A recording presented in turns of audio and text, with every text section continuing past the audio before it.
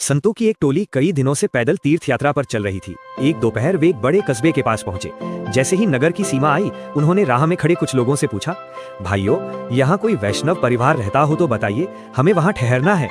लेकिन आश्चर्य की बात यह थी कि हर राहगीर ने कंधे उचका दिए। नहीं महाराज, यहाँ ऐसा कोई घर नहीं है। संत हैरान थे पर आगे बढ़ते रहे। थोड़ी दूरी चलने पर उन्हें एक अद्भुत दृश्य दिखा। एक सुंदर सा छोटा मकान, दहलीज पर ताजा गोधन से लिपी मिट्टी, खिड़की के पास हरी हरी तुलसी और एक और छोटी सी गौशाला में बंधी शांत गाय। मुखिया संत ने जैसे ही यह देखा, मुस्कुराते हुए बोले, भैयो, यहाँ अवश्य कोई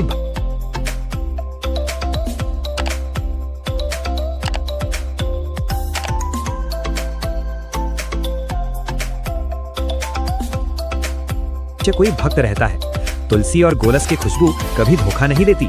वे सब द्वार पर पहुंचे और राम सीताराम का कीर्तन करते हुए किवाड़ खटखटाए। थोड़ी देर में एक युवा स्त्री बाहर आई। संतों को देखकर उसके चेहरे पर मानो दियों की रोशनी जल गई। वह झुककर चरण स्पर्श करने लगी। मुखिया संत ने कोमल स्वर में कहा, बेटी, हम लगभग 50 यात्री हैं, यदि संभव हो तो कुछ देर की व्यवस्था।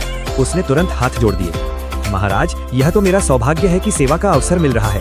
वह तेजी से चटाइयां बिछाने लगी, जल भरने लगी, गाय के लिए चारा भी रखाई, पर बीच बीच में उसकी आंखें भर आती। मुखिया संत ने ध्यान से देखा और उसे पास बुलाया। बेटी, मन में क्या बोझ है, बताने से हल्का होगा। उस युवती का गला रुंध गया। महाराज, मैं आपसे कुछ छुपा रही थी। मैं नगर की वेश्या हूँ। इस घर की प्रत्येक वस्तु, हर कमाई, सब अपवित्र है। आप सब संत हैं, मैं सोच रही हूँ कहीं मैं आपकी सेवा करके और पाप तो नहीं बढ़ा रही। वह रो पड़ी।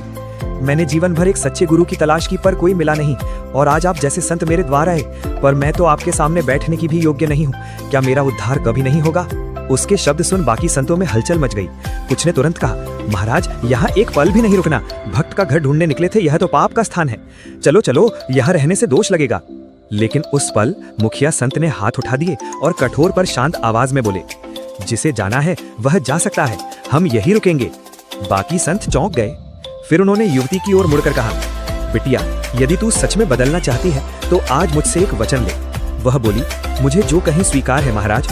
उन्होंने कहा, आज तक तूने जो भी कमाया वह किसी गरीब के, किसी भूखे के काम आएगा, और आज से तो उसी तुलसी के पौधे की तरह पवित्र जीवन शुरू करेगी जिसे तूने अपने द्वार पर सजाया है। युवती ने चरणों में गिरकर कहा, महाराज, आज से मेरा जीवन बदल गया।